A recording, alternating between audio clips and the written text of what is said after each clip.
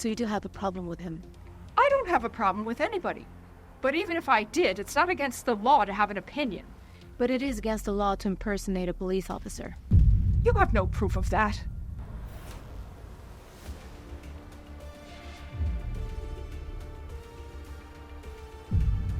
Well, where did you get that?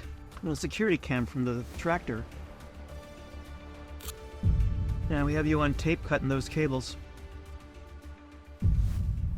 That's city property. I wasn't feeling myself today. I forgot to take my pills. I thought I was pruning my bushes. With bolt cutters? Maybe I got a little carried away. Carried away?